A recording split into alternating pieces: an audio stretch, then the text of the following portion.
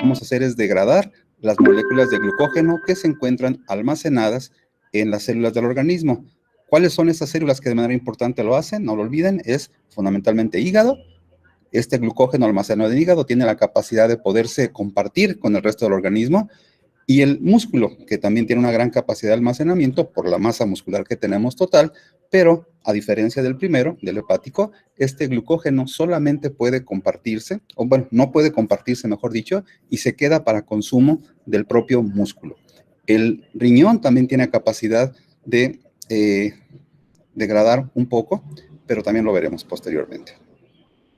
Bien, recordar, doctoras, doctores, la molécula de glucógeno, que es una molécula sumamente polimerizada, constituida por unidades y residuos o residuos de glucosa.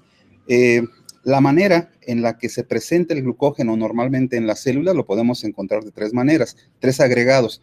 Los dos primeros, denominados gránulos alfa y beta, y uno más que se denomina partículas gamma. Los dos primeros, gránulos alfa y beta, son importantes, ya que los gránulos alfa representan la mayor capacidad de almacenamiento contenida en una estructura, similar a lo que sería, por ejemplo, les comentaba, un tipo roseta de maíz, o también por ahí en la literatura lo refieren como si fuera un brócoli, una situación de este tipo, que se localiza en hígado, mientras que los gránulos beta, gránulos individualizados, contenidos en músculo fundamentalmente y en otras células del organismo. Las partículas gamma, como su nombre lo indica, a diferencia de que no son gránulos, porque no están todavía completos, sino que son pequeñas laminillas, pequeñas fibrillas que se forman del agrupamiento de algunas moléculas de glucógeno, justamente. Esta es una imagen, doctores, que quiero que conozcan. Aproxímense, por favor, a la pantalla, ya que quiero que vean justamente la comparación que hay en tres tipos de gránulos contenidos en tres tipos de estructuras del organismo. Tenemos el sistema nervioso, el cerebro, músculo esquelético e hígado.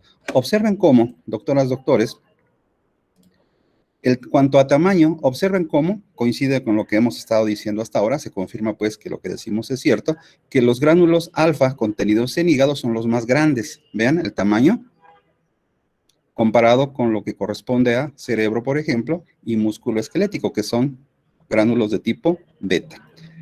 Las concentraciones, es decir, la capacidad de almacenamiento que tienen las estructuras corporales, pues también varía.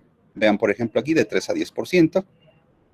30 a 100 micromoles, perdón, los porcentajes son micromoles el contenido, y por supuesto el que más capacidad tiene por sí solo de almacenar, pues es sin duda el hígado. Y aquí tenemos algunas otras características. Recuerden que hemos comentado también lo que tiene que ver con la glucogenina, la isoforma que se encuentra, la tipo 2, contenida en el hígado, que contiene también relación directa con la glucógeno sintasa 2 que vimos ayer, mientras que cerebro y músculo esquelético, por ejemplo, pues lo que presentan es glucogenina 1 como molécula precursora, iniciadora de la molécula de glucógeno, y por tanto la glucógeno sintasa 1 es la que ahí se relaciona. Es importante recordar, doctoras, doctores, que las moléculas de glucógeno, cuando se encuentran contenidas en la célula, me refiero a los gránulos ya debidamente listos, preparados para poder ser utilizados, pues contienen en torno a ellos, tienen una membrana, están forrados, digámoslo así, por una membrana, en la que se encuentran adheridos también las enzimas o los enzimas necesarios para degradar al glucógeno. Por eso el proceso de degradación del glucógeno es muy rápido, es muy eficiente, ya que finalmente lo que pretende es obtener energía de la mejor manera y a la velocidad más rápida para que satisfaga las necesidades del organismo. También es importante que sepan que estas vesículas contenidas o que envuelven a las moléculas de glucógeno en formación también tienen ahí mismo adheridos los enzimas o las enzimas que fabrican, que arman a la molécula, que son las que comentamos en la clase anterior. Entonces, los gránulos de glucógeno, doctoras, doctores, en la célula normalmente los vamos a ver adheridos, ligados muy directamente, tanto con las enzimas que arman al glucógeno, o sea, con las enzimas glucogénicas, como las enzimas que lo degradan, las enzimas glucógeno-líticas. Las moléculas de glucógeno, entonces, doctores, que comentaremos el día de hoy, vamos a aprender cómo se degradan en las células para poder ser utilizados sus componentes monoméricos, es decir, las unidades de glucosa. El glucógeno, doctoras, doctores, puede ser degradado ya sea desde el punto de vista citoplasmático, porque ahí tenemos las enzimas justamente adheridas, próximas a lo que es el retículo endoplásmico, o el retículo sarcoplásmico en el caso de músculo. Esto que observan aquí representa una molécula de glucógeno a la que se encuentran próximos las enzimas necesarias para su degradación. Una vez que las moléculas de glucosa, doctores, contenidos en el glucógeno han sido liberadas, que es lo que aprenderemos el día de hoy por el proceso de la glucogenólisis, esta glucosa puede ser utilizada para la formación, ya lo saben ustedes, o la incorporación a la ruta metabólica fundamental de la vida, que es la glucólisis, ya que libera unidades de glucosa 6-fosfato, pero también libera unidades de glucosa 1-fosfato, las cuales también pueden ser convertidas en glucosa y fosfato e incorporadas finalmente a glucólisis. También, doctores, no olviden, esto es muy importante, la molécula de glucosa 6-fosfato que se libera o se forma a partir de este proceso, también en el caso del hígado, en el hígado nada más, tiene la posibilidad, incluso también en la literatura encontrarán que en el riñón puede ocurrir, van a encontrar que esta molécula de glucosa 6-fosfato puede sufrir el proceso de desfosforilización, quitarle el fósforo a la molécula y de esta manera liberar unidades de glucosa para que puedan ser enviados a todo el organismo y de esta manera satisfacer, suministrar este importante componente energético químico que es la glucosa. También las moléculas de glucógeno, doctoras, doctores, contenidos en las células, tienen la capacidad de ser degradado, además por enzimas lisosomales, pero también lo pueden hacer por un sistema especializado de degradación que veremos en el tema de proteínas, que se conoce como proteasoma. Esto finalmente lo que nos está indicando, doctoras, doctores, es que el proceso de degradación de glucógeno pues tiene 2 o 3 variantes, con la intención siempre de asegurar el correcto suministro, degradación de glucosa y el suministro correspondiente a las células del organismo para la utilización en las vías metabólicas en las que esto sea necesario. Bien, una vez más recordamos, el glucógeno, doctores, una vez que ha sido terminado en cuanto a su estructura, su forma, tiene una forma similar a esta. Acuérdense que es una molécula altamente ramificada, formada únicamente por unidades de glucosa, en la que tenemos enlaces de tipo alfa-1,4, en la mayoría, casi todas las moléculas de glucosa se encuentran unidas por enlace alfa-1,4, y solamente en los puntos de ramificación tendríamos los enlaces de tipo alfa-1,6, los cuales por supuesto pues son menos, ya que los puntos de ramificación son más escasos en comparación con las uniones subsecuentes que existen entre cada residuo de glucosa. Un aspecto importante, doctoras, doctores, que me parece notable, que quede claro desde el principio, es en cuanto a la estructura de glucógeno, es recordarles, las puntas libres, las puntas que van quedando libres siguen siendo residuos de glucosa. Estas puntas o residuos de glucosa que se encuentran en las orillas de las cadenitas que forman parte de la estructura del glucógeno, la estructura ramificada, se les conoce como extremos no reductores, no reductores. La molécula de glucógeno solamente tiene 1 o 2 puntos reductores, que son los que se encuentran en los puntos de iniciación, justamente en la primera ramificación que se forma en la glucogenina correspondiente, tipo 1 o tipo 2. Esto es importante porque yo les hablaré de que lo que vamos a empezar a quitarle a la molécula de glucógeno son justamente las glucosas que se encuentran en los extremos no reductores. Entonces, no olviden, no reductor quiere decir que estamos hablando de las glucosas, los residuos contenidos en las puntas de las ramificaciones diferentes de la molécula de glucógeno. Bien, hasta aquí, doctores, hemos comentado que el glucógeno es una molécula que los seres humanos podemos fabricar, por supuesto, y también podemos degradar. ¿Cómo la degradamos cuando esta molécula de glucógeno proviene de la dieta o proviene en la dieta, en los alimentos de origen animal, por ejemplo, que son ricos en glucógeno también? Bueno, pues este proceso de degradación, repito, este proceso de degradación extracelular, digestión extracelular o intestinal, hablo del glucógeno contenido en los alimentos cuando los ingresamos por vía oral, pues sigue siendo una molécula de glucógeno clásica, como la conocen. Y la enzima, doctoras, doctores, que se encarga de romper, de degradar a la molécula de glucógeno para que pueda ser digerida totalmente en el intestino y puedan ser absorbidas sus unidades de glucosa constituyentes, lo logramos con la alfa-amilasa salival, que ya lo saben ustedes que es de potencia limitada, también en función del tipo, de la cantidad de tiempo que tenemos el bolo alimenticio masticándolo en combinación con la saliva, pero finalmente la alfa-amilasa empieza a cortar pequeños pedacitos oligosacáridos de la molécula de glucógeno.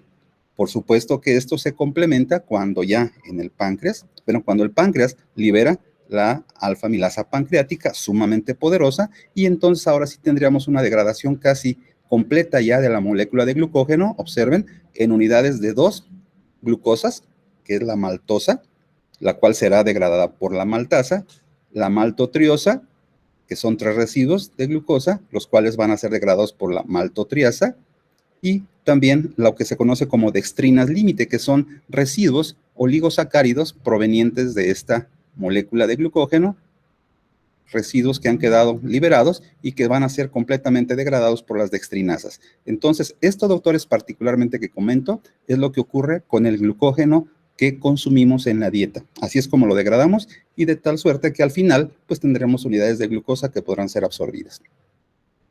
Pero, ¿qué le hacemos al glucógeno que almacenamos? Es decir, ¿qué le hacemos al glucógeno que fabricamos en nuestras células? Eso es lo que comentaré con ustedes y es lo que se conoce como glucogenólisis. Y el proceso, doctores, es sumamente sencillo. Verán ustedes que es más fácil, más sencillo que el proceso de armado. Recuerdan ustedes que en la sesión anterior, al hablar de cómo se formaba el glucógeno, indicábamos que teníamos, lo que indica aquí como centro se refiere a la glucogenina.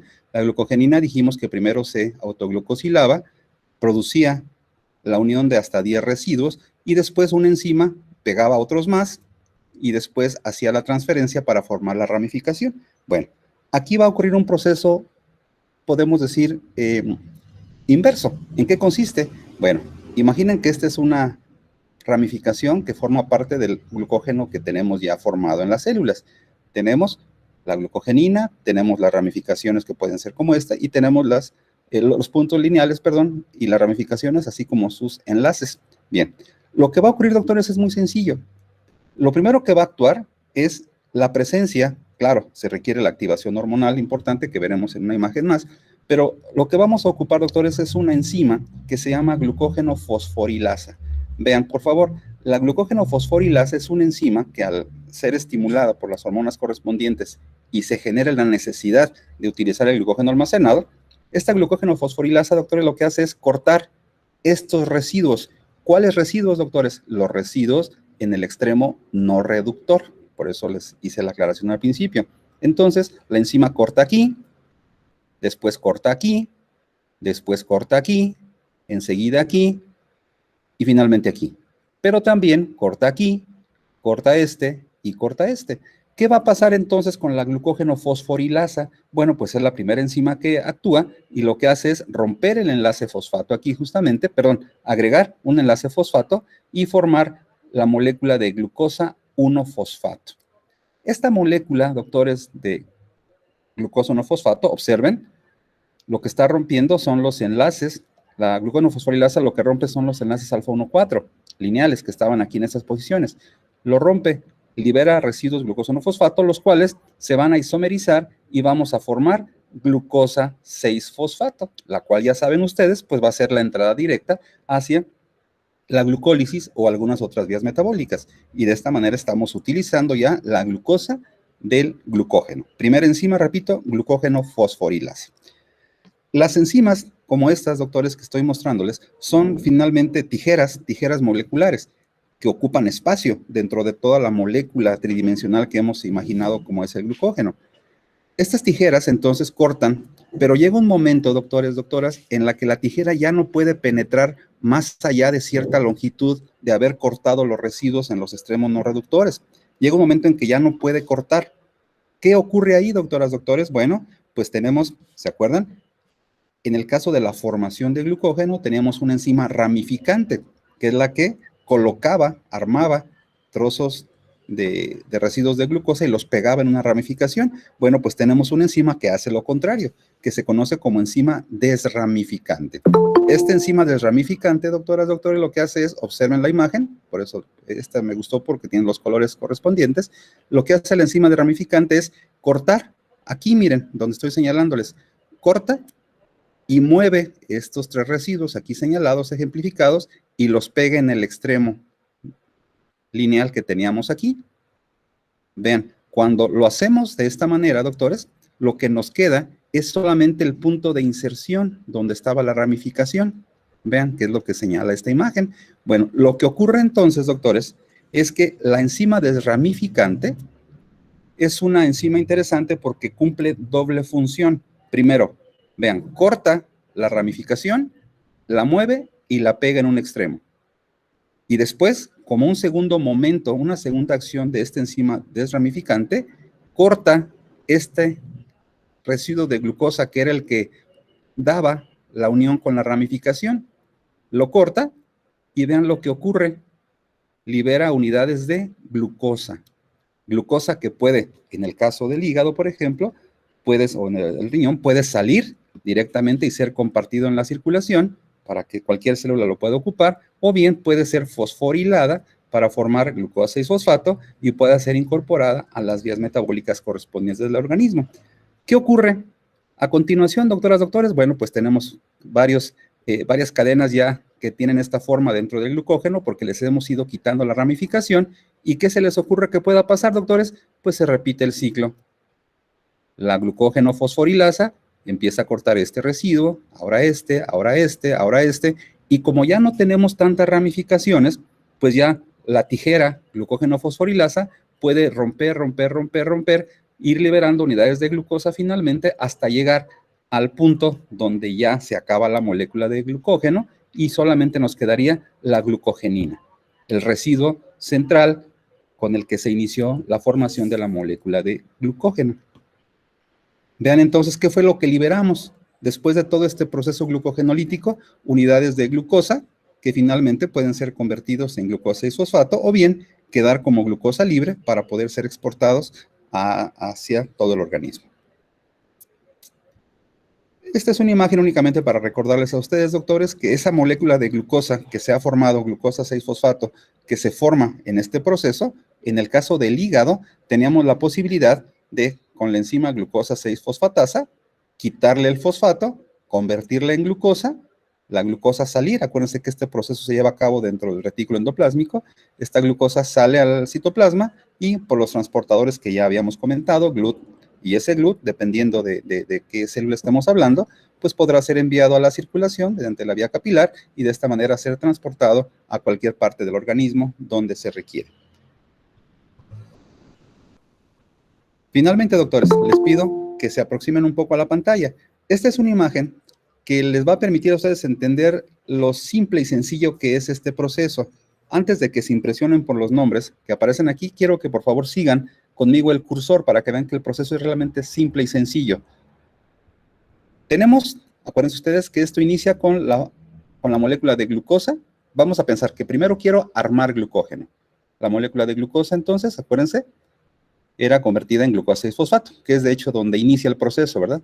Esta molécula de glucosa 6-fosfato, doctores, acuérdense, se isomeriza a glucosa 1-fosfato. La glucosa 1-fosfato tiene que reaccionar con la UTP, ¿se acuerdan? Lo comentamos ayer. Y en este proceso, lo que vamos a obtener es una unidad transportadora de glucosas, que se conoce como UDP glucosa. Doctoras, recuérdenlo, es la partícula, es la molécula que aporta, que suministra los residuos de glucosa para armar a la molécula de glucógeno, ya lo saben ustedes, ¿se acuerdan? A partir de aquí se llevaba a cabo la autoglucosilación de la glucogenina, se generaba la primera cadenita, el primer de glucógeno, y después, con estas mismas unidades que aportan residuos de glucosa, la glucógeno-sintasa iba pegando residuos para hacer crecer la cadena y después la enzima ramificante o ramificadora pues movía esos residuos de glucosa que estaban contenidos en las cadenas para ir formando el aspecto ya tridimensional ramificado del glucógeno. ¿Sí? Eso es por un lado. Ahora, ¿qué pasa cuando el glucógeno ya está listo y lo queremos degradar? Bueno, pues aquí tienen la imagen. Lo que ocurre es que la glucógeno fosforilasa empieza a romper, a arrancar las glucosas en los extremos no reductores y después la enzima esta desramificante con sus funciones de transferasa y de glucosidasa pues libera unidades de glucosa o de glucosa no fosfato que podrán ser nuevamente formados a glucosa y fosfato, incorporarlos hacia glucólisis o vía pentosas fosfato o bien glucosa para que pueda ser exportado a las células del organismo que así lo requieren. ¿Qué es lo que hace, doctores y doctoras, que este proceso pueda llevarse a cabo?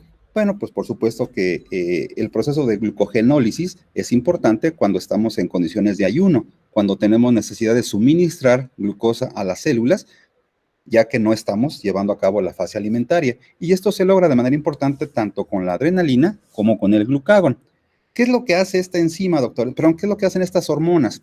Bueno, vean que es también sencillo. Ayer les explicaba lo que hacía la insulina al estimular las enzimas que sintetizaban, que llevaban a cabo la glucogénesis.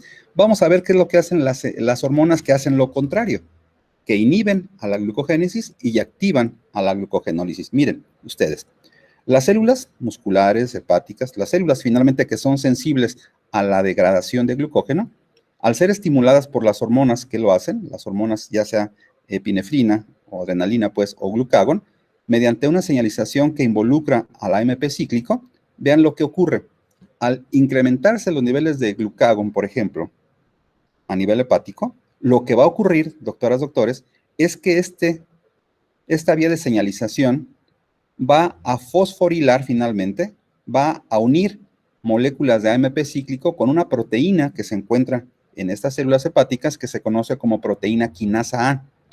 Esta proteína quinasa A, doctores, lo que va a hacer una vez que se activa, que se le agrega el AMP cíclico, vean lo que hace.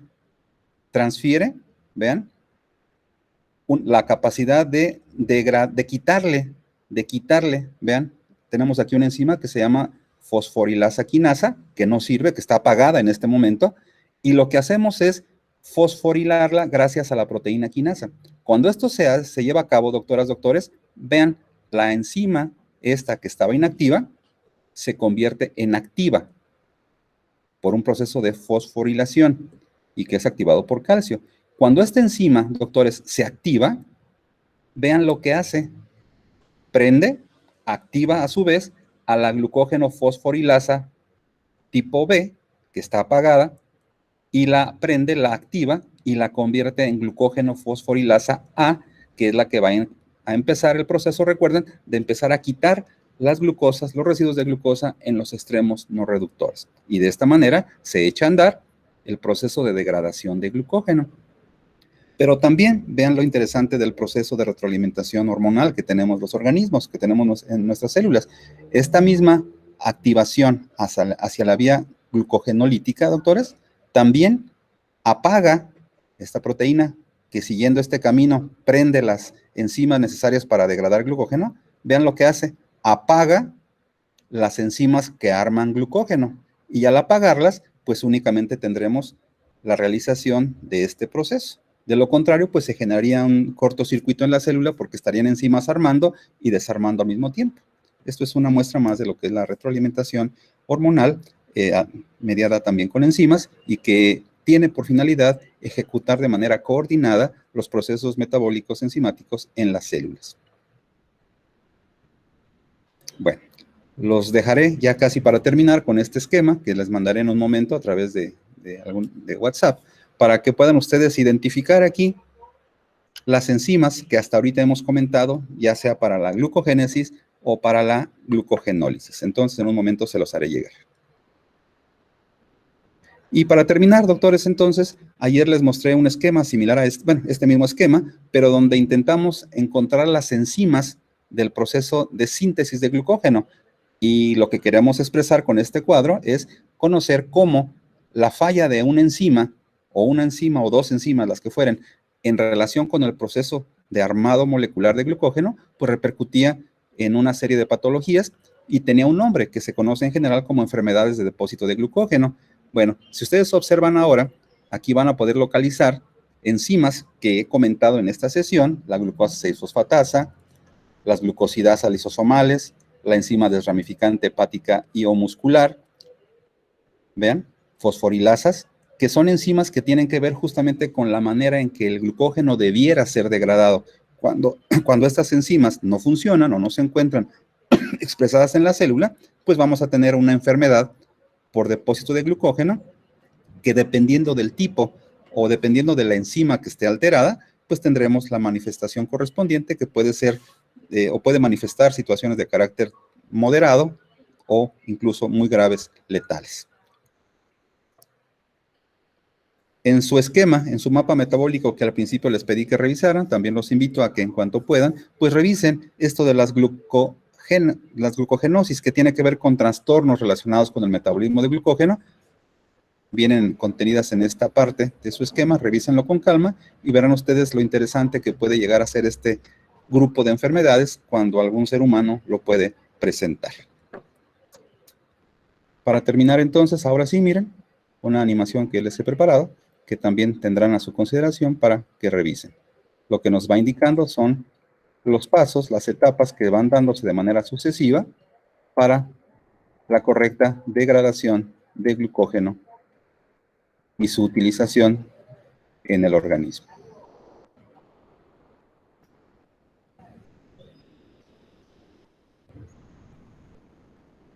Bien.